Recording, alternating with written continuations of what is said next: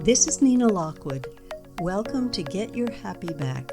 Stories and insights that will inspire you to find new sources of happiness in your own life. Hello and welcome back to Get Your Happy Back.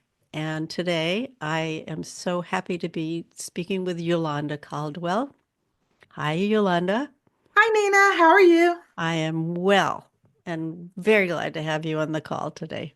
I am so excited to be here to have this conversation with you. Oh, thank you so much. So, my gosh, Yolanda has done so many things and she's so talented. And I'm going to just let you introduce yourself and share whatever you'd like to share. And then we'll talk about how you've managed to get through adversity and unexpected challenges to where you've gotten your happy back. Yes.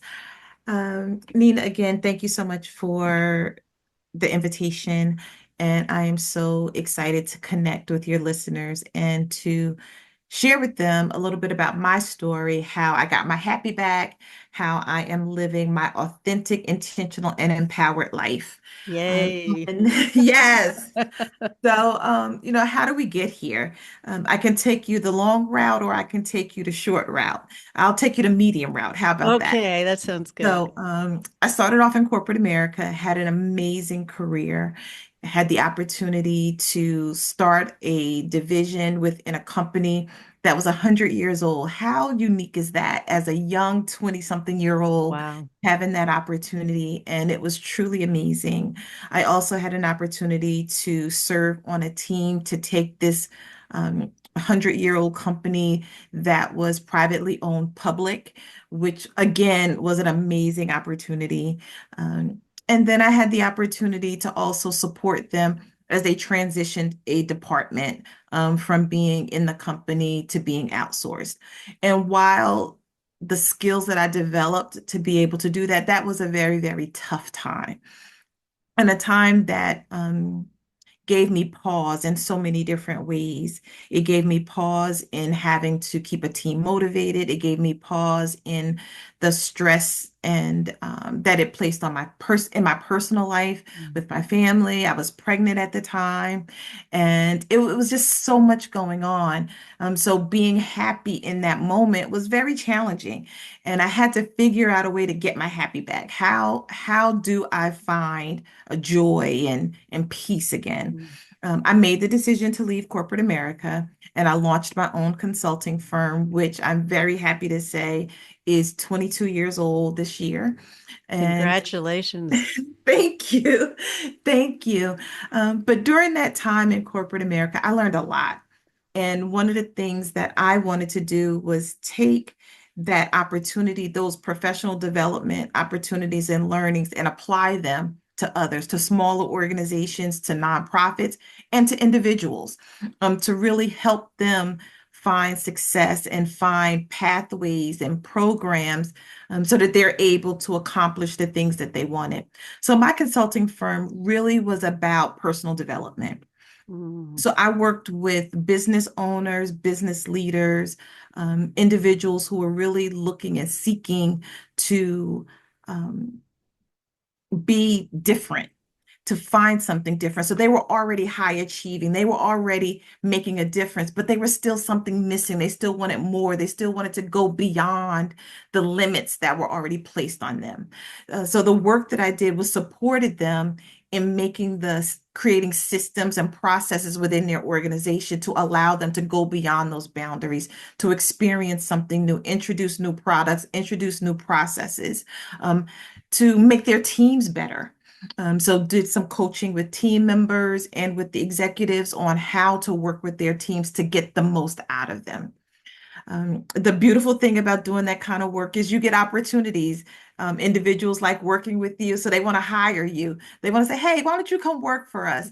So through my 22 years, I did. I took some opportunities where some of my clients, I was very passionate about their mission and I wanted to contribute more. So I went and I worked with them while still having my company and doing some smaller projects on the side.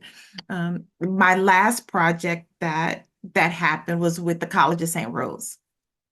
Talk And about that for us. So that was an amazing, amazing opportunity.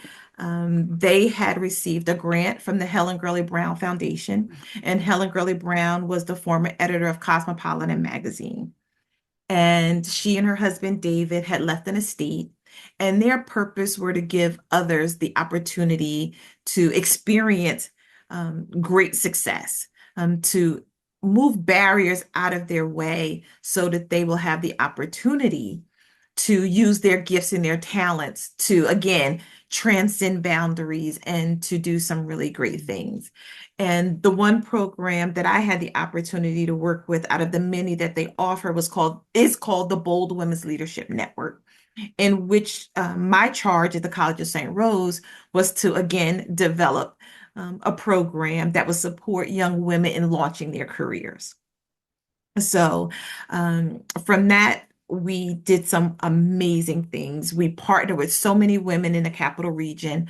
We partnered with Women at Work through the Times Union. We partnered with Women United at the United Way. We partnered with few, the women executives. So we partner with a lot of organizations to really support these young women in getting internships and their careers started, and mentors. Um, but as life would have it, we had 4 years with 5 years with that program. We had a wonderful opportunity. I created a course that we taught, a women in leadership course Mhm. that was taught, and they got the opportunity to give them some historical perspective about women in America in many industries. But it was sad that the college is closed, Yes, and unexpectedly. very unexpectedly, and I did lose my happy. I did feel a loss and a grief. I had worked with so many wonderful young women and watched them go from not sure what they wanted to do to achieving great things and receiving awards and launching their careers. And I wasn't ready to say goodbye to them. I wanted to hold on. And my daughter used to say to me often, they're not your children. And I said, but they feel like my children. Right. Of course. But how I got my happy back after that is I took time. I took some time and I thought about some of the things that I wanted to achieve.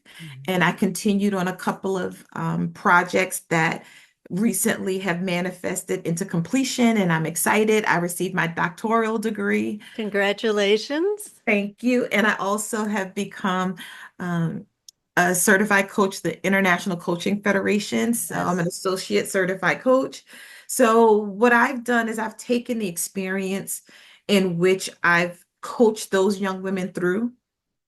And it was also another group of women who were very instrumental in me making some decisions. And that was through the International Leadership Association. I mentored a group of young women who were in the midst of career transitions, and working with them while also working with the young adults at the college really helped me solidify what I wanted to do in my next. And I'm very, very excited to be leading learning and development for an organization, as well as providing coaching services for individuals who are looking to transcend and go to their next level. That's wonderful. I Congratulations on all of that. And I wonder if you could say a little bit more about what it was you discovered when you took that time for yourself, because a lot of women won't take that time. And I think that being able to insist for yourself that you were going to do that to get your own kind of clarity. I wonder if you could speak a little bit more to that. Sure. Um, it was difficult, I will say, because right before the announcement came out about the college closing, my mother had made some decisions about her life, and that she wanted to age in place at home in South Carolina. which meant my siblings and I needed to make some decisions about our lives. How do we support my mother in that decision? And one decision that we had made is that we would take turns. And when we made that decision, I thought I was very clear on what my next was going to be. However, when a parent decides to age in place, we realize that there's some remodeling that needs to be done in the home and some other things. So my decision of, being physically present to support had to shift. And I needed to really think about how else I could support because I physically couldn't be there because of all of the repairs and different things that we needed to do. So I had to pause because here I am wanting to be present for my mother, but understanding that I needed to possibly um, re, um, I guess, relaunch the business in a greater way Mhm. because I had slowed it down almost to a crawl because I was so invested in what I was doing at the college.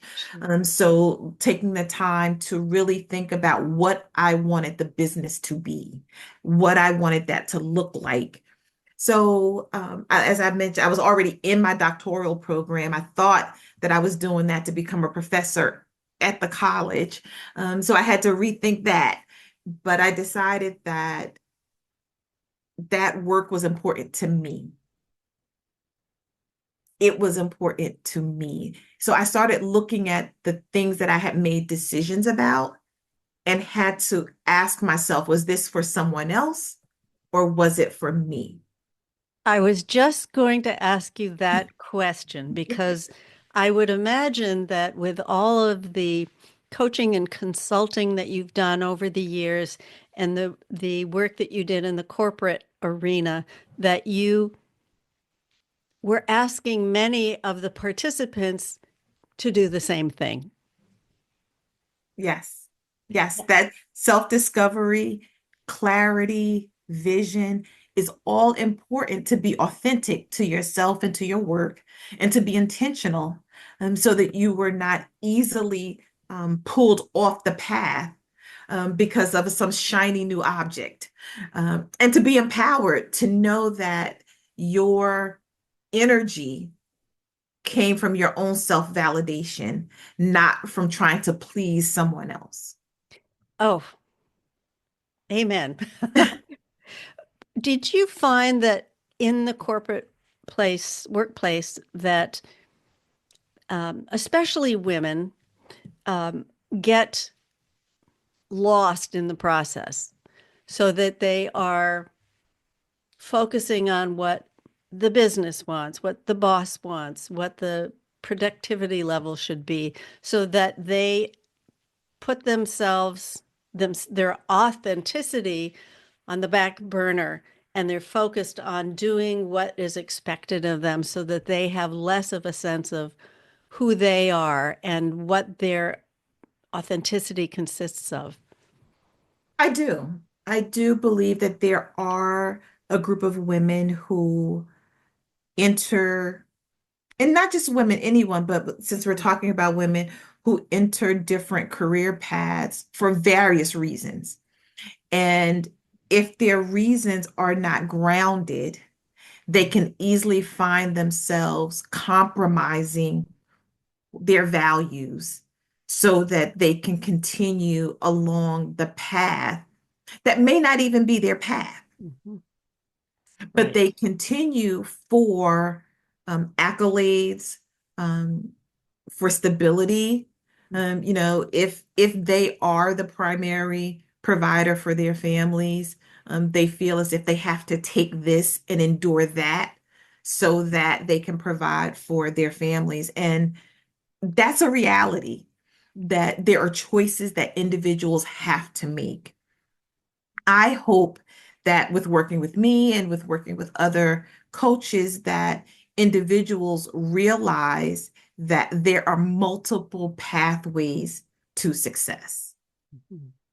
and to stability, and that sacrificing your values, it diminishes your ability to be productive. to give your best and to give your all, because who you truly are is constantly being deplenished and depleted. It's not being fed. Right. That's such a good point. I think we lose sight of our possibilities, especially, and I'd love you to talk about this if you know what I'm talking about, is that so much of that feeling like you have to is based on fear. Yes. Fear that you'll get fired, fear that you won't accomplish, fear that you're not going to get the success that you're driving for. And yet at the same time, much of that success beyond the ability to provide for your family, for yourself and your family, is not that satisfying when you get there. Nina, I think there's another fear that um, individuals experience is the fear of actually achieving your dream. Say more about that because we don't often talk about that these days. I think that there's some of us who are really, really afraid of what would happen when we actualize and live in what we've dreamt about and what we've been working for, that success. Whatever that success looks like, we're afraid of that because we really know this, but sometimes, as you say, we don't talk about it. To be successful and to live your fully authentic self, you will lose something. You will lose friends. You will lose family members. What you thought gave you approval will no longer be what you get your approval from. And if you are not in community with others that are striving for those levels of success to help you redefine what that normal is, it's scary. Do you think that women know this in advance? No, Because it's really interesting when you think about it, because again, talk about getting your happy back, you're motoring along in your career and you don't expect that your the thing that you want so much to be successful, to make a difference, is going to alienate you from people who are jealous, who are critical, who don't think you have what it takes. So it comes as a surprise yeah. when this happens. It comes as a surprise that it's happening around you, but then also that self-talk that you start to have when you have a platform or you have a space, and then you start to ask, well, who am I to deserve this? Or who am I to speak to this issue? Because those who you normally get your support from aren't there. So now you're like, okay, so I'm not with those who I used to be with. And some may not have yet identified that new community. So they're kind of in the middle. You're in the gap. Yes. Yes. So how do you continue to go forward? Not sure what forward looks like and who's going to be waiting for you when you get there And can you, versus running back to comfort. right. So what's your answer to that question? My answer to that question is I gave voice to what I desired. And that was the same thing I used to say to my students. You have to talk about it. Talk about what it is that you're looking for. Be authentic, even the things that you are not so sure about. Because when you get in community and you not even feel comfortable, so I'm gonna take that back. When you have the courage to say it, people are gonna come alongside you. They're going to come alongside you and they're going to help direct you. Some are going to be there for a long time, and some are just going to be there to lead you to the next. They're going to pass you off, but you continue to do what you were created and called to do.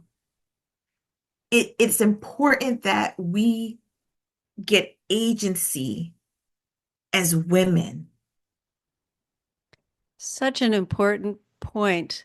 I was listening to a podcast by someone who talked about how he grew up in a very uh, impoverished and abusive family. He was very fortunate to meet someone who helped him develop a more belief in himself. And he got to where he was extremely successful, very successful career, a lot of money, cars, Mhm. had become a very successful entrepreneur in addition to his chosen profession, and then lost it during the dot-com era. And he talked about how so much of what was beneath his desire to be successful was that he had underlying beliefs that he didn't deserve it. He didn't have what it took. He could never rise above his station in life, so to speak. And I wonder if in your time coaching and consulting that you have helped women who are walking that path of going after their dream and start discovering that they have a few of these negative beliefs themselves Yes. and how you address that. Yes. So working with me, we really focus on those three things that I've talked about: authenticity, intentionality, and empowerment. All of that um, is grounded for me in my faith. Mm, So I encourage the women, the individuals that I work with in my coaching practice about being grounded. mm. Um, And what does that that mean for you? being grounded is having values. Yeah. Yeah, having values, because that is where your strength and your foundation comes from. So one of the first things we do is a values exercise to understand what your values are so that when you're operating out of your values. You can make clearer decisions and know why you made that decision, because either it aligns with your values or this will take away from my values. This will be against my values. Because when we operate against our values, it affects us physically and emotionally. So helping individuals understand and everybody's values are different. So it's not about value alignment with others.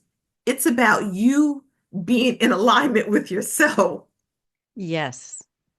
So that's the key part.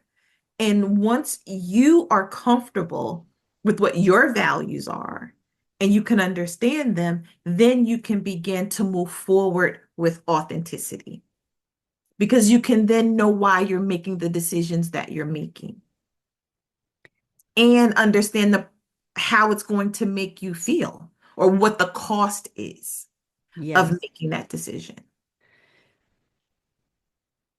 Did you find, or should I say it this way, have you found that in the course of your coaching and consulting and time in the corporate world that many women did not know what their values were?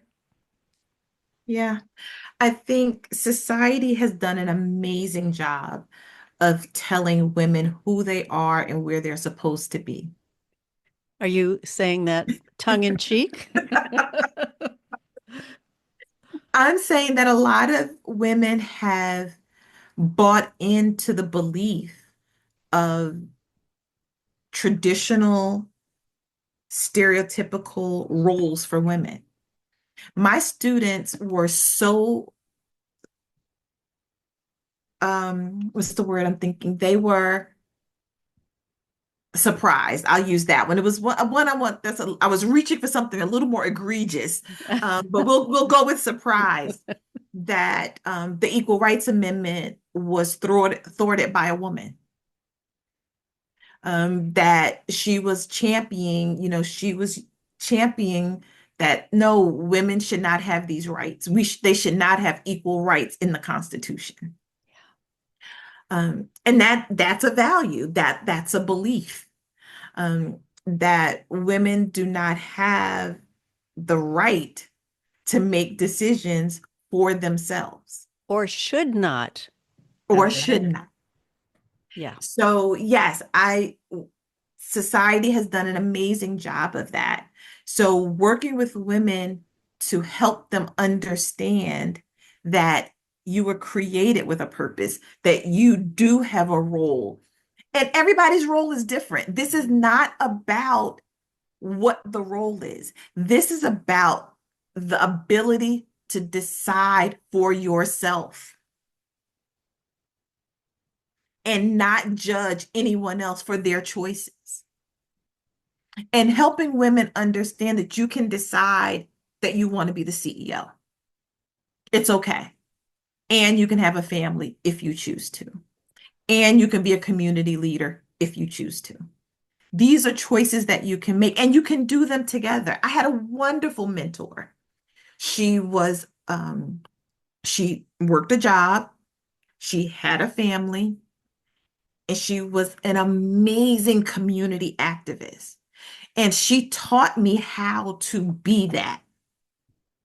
She demonstrated, she listened to me, she allowed me to cry on her shoulders as a young wife and a young mother and a corporate executive and trying to, make change in the community. I was like, how can I do all of this?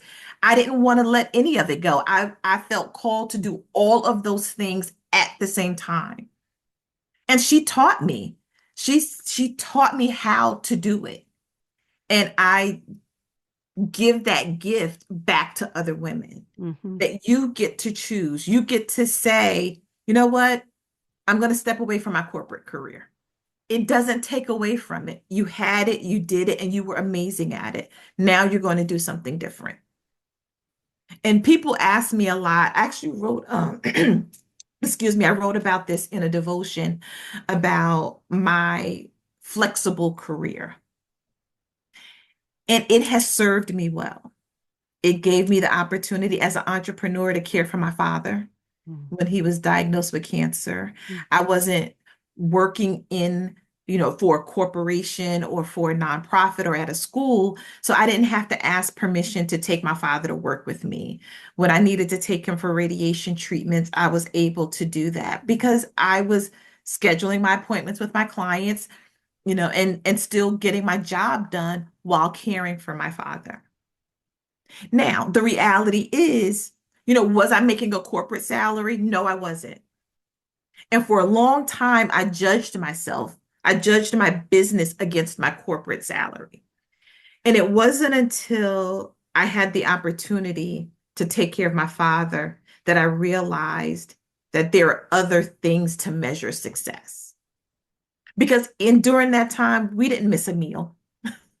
We still went on vacations. We still did things. But I was not enjoying the ride because I kept feeling like I was a failure because my annual salary was not equaling my corporate salary. Right. So interesting, isn't it? Because you were, from the sounds of it, you were honoring your value of your role as a child, although a grown-up child, to take care of your family as best you could. And that, from the sounds of it, was at odds with another value of making this amount of money. So it sounds like there was a clash in there. And tell me about how you navigated that. Well, I realized that it wasn't about the money. for me, it was about a quality of life. Like I wanted the money to live a certain quality of life. And I lost track of the ability to manage my resources so that I could still enjoy that quality of life. A lot of times when it comes to money, individuals think it's about the amount that you're bringing in. It's really about how you manage what you bring in. Mm, good point. And there are choices. There are choices that you get to make. You can still have a vacation. Again, it's not a, I really try to help individuals understand what is it that you want. And if you're judging yourself based on others, you're constantly going to be not happy. But when you take the time and make decisions within your family or within your community or with those who you have aligned yourself with, that makes a big difference. I would imagine that makes all the difference in the world. All the difference in the world. And talk about getting your happy back. When I was able to let go of, and and I have to tell you really how I got there. It was the pandemic. It was the pandemic. Yeah. Before the pandemic, I had experienced one of, I think for me, one of the greatest betrayals that I had experienced as a woman, as an adult woman. And it threw me for a loop. I had entrusted myself in this community, and I really felt betrayed. Mm. And it was lack of communication, um, lack of respect. It was a couple of different things. But during the pandemic, everyone was isolated. And you really, really got an opportunity to choose who you were going to be in community with. So true. And I found my true community in the pandemic. Isn't it ironic that the pandemic was both a blessing and a curse? Yes. Yes. I there was no more you got to do this, you should do that because you couldn't do much. That's right. So all of those voices faded away. Mm. Everything faded away. And I really got to hear my voice. Mm.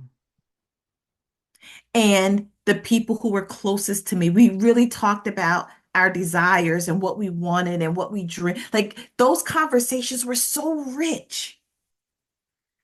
And it really was a turning point for me. And that's where authentic, intentional, and empowered was born in during the pandemic for me. And I was able to take that process that I went through and share it.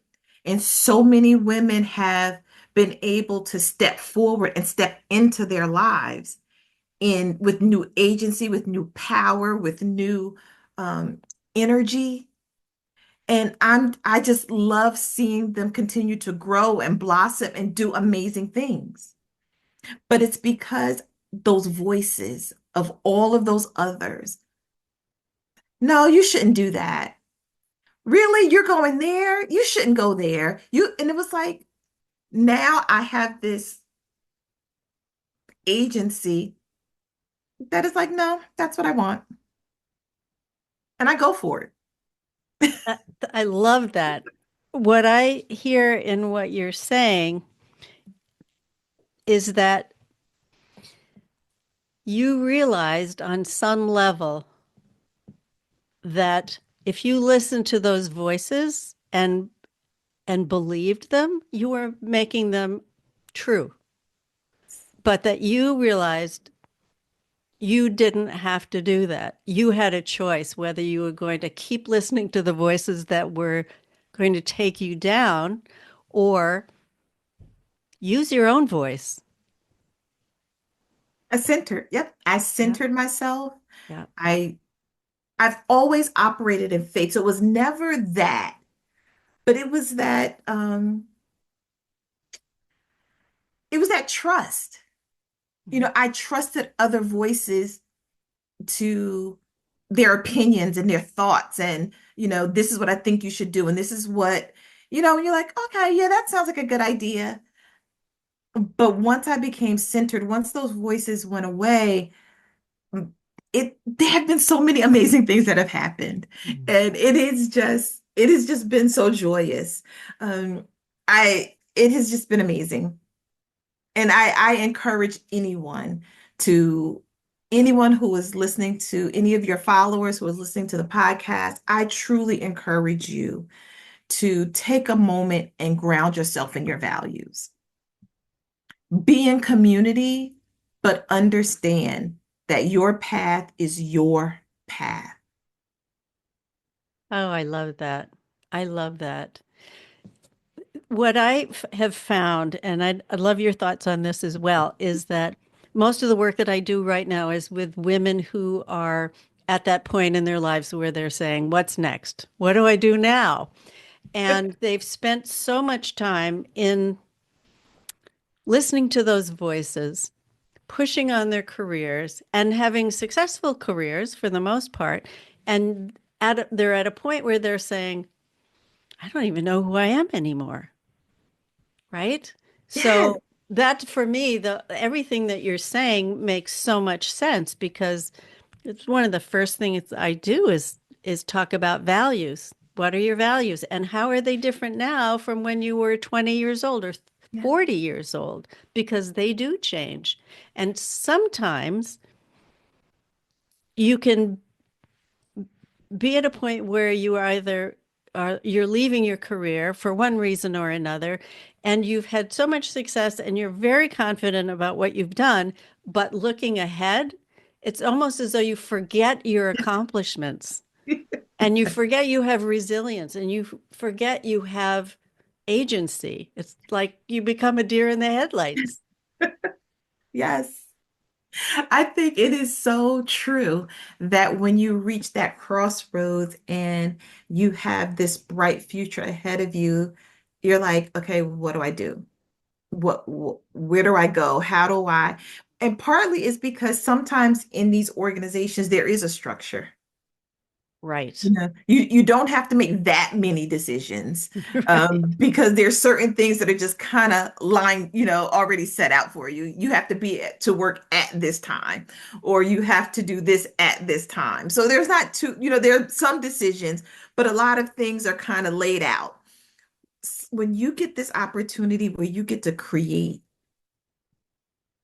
you get to ask the question, and these are very important questions, and I think some people don't understand themselves well enough in organizations. So when they're out of an organization and they're making decisions, they're totally lost. There's this productivity um, tip that I talk to people about is understanding where you're most energetic. Or if you're Right. a morning person, then if that's when you get your think work done, when your mind is operating at its strongest, try to limit the meetings in the morning. Because if you spend your time in meetings and you try to do your work in the afternoon when that is not your time, you're going to get stuck. Right. So even if people had taken the time to learn this about themselves and implement this in their work, they would have had a different level of success. Yes. Good Um, point. So now that they're on their own and they have to make decisions, they're like, I'm not sure. And that's where it goes back to being authentic. And another exercise that I do with my clients is we really talk about things like that. Like, let's talk about when you have high energy. Let's talk about, are you a morning person? What is it where? And just really map it out. Keep a log, a journal to help you start to answer those questions because then that gives you information Right. and then you can make other choices, Information is power. particularly about yourself. Exactly. Yes. Wow. Mm. Tell me, I'm going to take a little side road for a minute. Sure. Tell me a little bit about your disc experience and how that factors into women being happier. My disc experience, Yeah. the, Yeah. the personal personality assessment disc. Yes. Yes. Yes. Oh, so, oh, yes. So one of the things that's really, as a DISC facilitator, that is really important is that DISC helps you really understand how you communicate. So it is not about, now that's very interesting because that particular tool is not about um, your values or it's not about how you, it's more about how you behave and how you communicate. Mm-hmm. So DISC is DISC, Right. and it talks about whether you are task oriented or people oriented. Mm. It also talks about how you process. Do you process fast or do you process slow? Now, sometimes people like to put judgment on fast and slow. But what we don't understand sometimes that you need all of that. You need individuals who process information fast and you need individuals who process information slow because what they do is they help you understand the full process. Now, whether you're a task-oriented person or a people-oriented person, that is literally about how you attack an issue. Mm-hmm. So when you look at issues, are you thinking about the people first or are you thinking about the work first? Why does that matter to women? Because there are a lot of times that people make assumptions or judgment about women who are task oriented. It goes back to those societal conversations we had about where they think we're supposed to be. And a woman who shows up who is very, very task oriented sometimes gets a bad rep. So, Interesting. so understanding who you are and who's in your community helps you better relate to each other. I believe that a lot of disconnects, particularly in the workplace, that people attribute to personal issues or they don't like me or I don't get along with them can really be eliminated if they did the DISC assessment because the clash may be a person who is people oriented and a task oriented person. An example of that, it's, it's Monday morning, you walk in the office, you're excited if you're a people person. You walk in the office and you want to talk to people about their weekend. How was your weekend? How did everything go? And you're having this conversation with a task-oriented person who came in on Monday thinking about the 5 things that need to get done. So they want to talk about the 5 things that need to get done, and you want to talk about the weekend.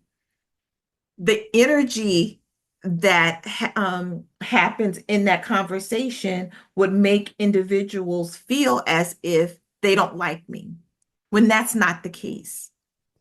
It's just what their preference is. Mm-hmm. So having that conversation and knowing, okay, Nina is a people person, Yolanda is a task person.